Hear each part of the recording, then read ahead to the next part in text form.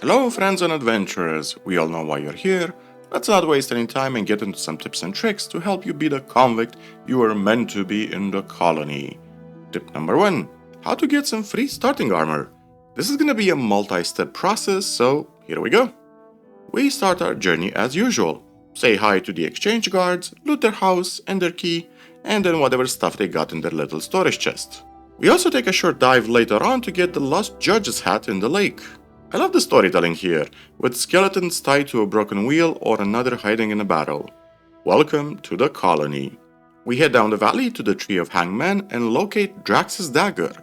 Keep this one on hand, it's gonna help us out. Before we talk to the local hunters, we're gonna explore our first secret. We jump into the nearby river and get some free plants and a decent bow as a reward. We then have a chat with Drax and give him his missing dagger. Honestly, not amazed his dagger is missing in the first place since it's incredibly difficult to spot. Can you see it? Can you? How about now? Anyway, Drax will offer to escort us to the new camp. This is an excellent way to get some free experience in the process. Close to the new camp, there's a boxer that's usually fishing. We'll just go sneaky bricky into his hut and steal the book about scavengers. Deliver this book for a quiz to Cavalorn the Hunter for some easy experience, and you'll also learn how to take scavenger skulls as trophies. Proceed to the new camp, avoid Lefty the Scammer, and talk to Homer. He can offer to teach you how to dive, which is a skill I recommend you take. Also increases swim speed. Then we'll take a straight run for the Hollow, aka the free mine. We'll make a quick pit stop along the way and climb some rocks. Here we uncover what I can only guess is maybe a reference to Game of Thrones and a tortured guy in a chair. Press F to pay respects and loot the control spells near him. While we can't use them at the moment, they will prove useful later on. We head back to the free mine, through a tunnel filled with rats, and take a left. We find a spooky altar that sports a permanent health buff potion. Free 5 hit points. Nice. In the free mine, we want to talk to Swiney and he will give us some free digger clothes. Free armor. It's not much, but it's gonna protect you early on. Since we are here, we can roleplay as a genuine digger and actually mine some ore. Each ore vein gives a few lumps of ore, and they regenerate every day, so you can technically sleep and get some early game ore right here. We get some bands and a pickaxe, so might as well. Tip number 2. Get some more escorts because we're a diva and we need to be chaperoned. We head on back to the old camp. First off, we need to talk to Forus, which the game points to you anyway. Press Forus on a quest we can do for him, and he asks us to take care of Mordrag, a rogue in the camp. Mordrag is near the south gate, and you have a dialogue option with him to escort you to the new camp. The difference is he's gonna take us via a different route. Let Mordrag deal with all the beasties and get some easy experience. On the road, we'll hit up Cavalorn the Hunter. Depending on the time of day, we can sneak in his hut and grab his key alongside some useful items. Behind his hut is a cave which we can unlock with our newly acquired key. Grab some more goodies, and since we're near Cavalorn, open a dialogue with him and buy 2 wolfskin pelts. You'll see why soon enough. Also, I recommend you sell wild berries, shrooms, and other plants you have picked up. They respawn often on the map, so you really won't run out of them. Finish up the escort quest with Mordrag, and you'll get a nice ring we can use later on if you're going for a dexterity build. We then head back to the old camp and we talk to Bal Parvez for the third and last escort. He'll kindly take us to the swamp camp and kill all the beasties along the way. The balls in this game are super friendly and at no point in the game they will ever become violent against us. Thanks, Bal. Since we're in the swamp camp, we'll go to Fortuno and get 3 Northern Dark pieces for free. We'll find a bed to sleep, advance the time one day, and talk to him again to get 3 more smokes. With these 6 Northern Dark in tow, we can now learn rock climbing. We'll head down to the swamp camp beach and meet a friendly guy called Ferron. He'll offer to teach us climbing in exchange for 6 Northern Dark smokes. Good thing we already got him. At this point in the game, you should either be level 2 or 3 depending on how many monsters you've killed. With climbing out of the way, let's move on to tip number 3, which is we can get an awesome scavenger mount. We go towards Cavalorn the Hunter, but as we do, we'll exit the south gate and hug the mountain on our left. There's a super easy to miss altar with a permanent +2 mana potion. Grab it, it's gonna come in handy later on. Up ahead of Cavalorn, there's a hut belonging to Kosal the Tamer. Press him to teach you how to tame a scavenger and he eventually relents. He'll offer to teach you but demands 6 king-side plants. These are super easy to get. You can just jump into the river near the old camp and dive for a few of them. You can pretty much find them in any lake really. After you're given some plants, Ko will ask for free wolf skins and a couple of strips of leather. Well, with all the stuff we've looted from Cavalorn's hut, the secret cave at the start, we should have enough ore to afford a wolf pelt from Cavalorn. The leather strips can either be found everywhere or you can just buy them from the old camp marketplace or Huno the blacksmith. Once that's done, deliver Ko the stuff so we can make you a scavenger saddle.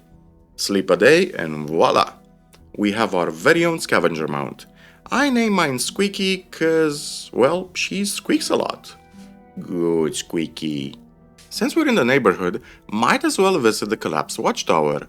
Here we have to choose between the grueling experience of trying to lockpick this bad boy, or we can steal the key. The tower is west of the old camp, a stone's throw away from Cavalorn's hut. To the left of the tower, we find some climbable rocks. We'll jump down on a platform and sneakily open the chest of 2 dumb bandits who didn't bother to secure their own chest, despite locking the tower with level 3 and 4 padlocks.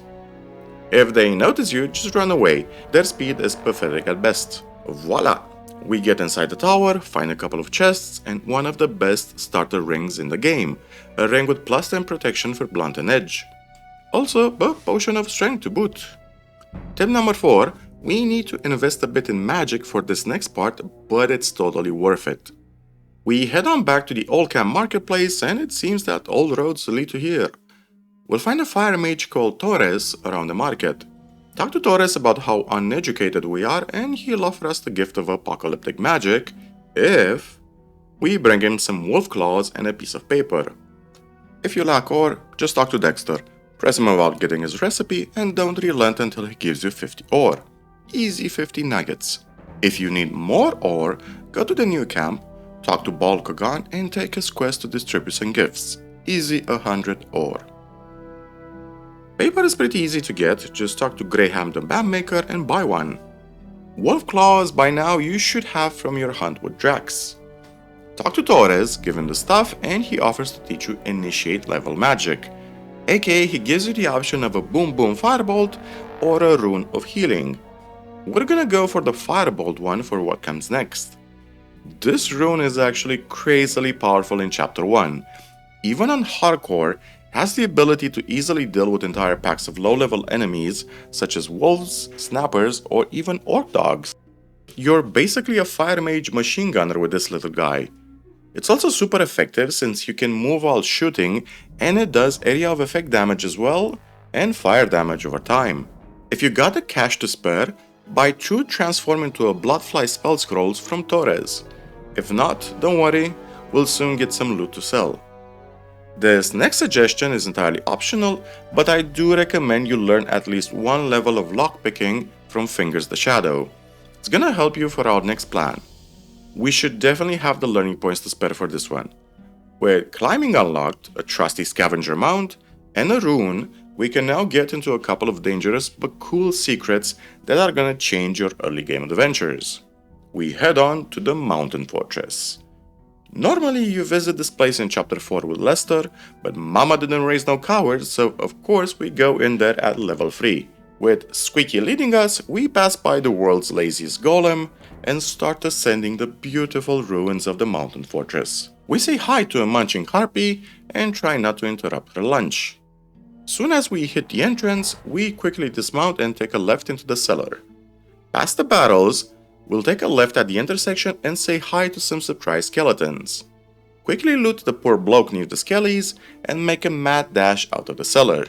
Wait a few seconds for the undead combat AI to reset, then go back into the cellar. We'll take a right and find a couple of cells and chests. The bloke we looted had a key on him for these chests.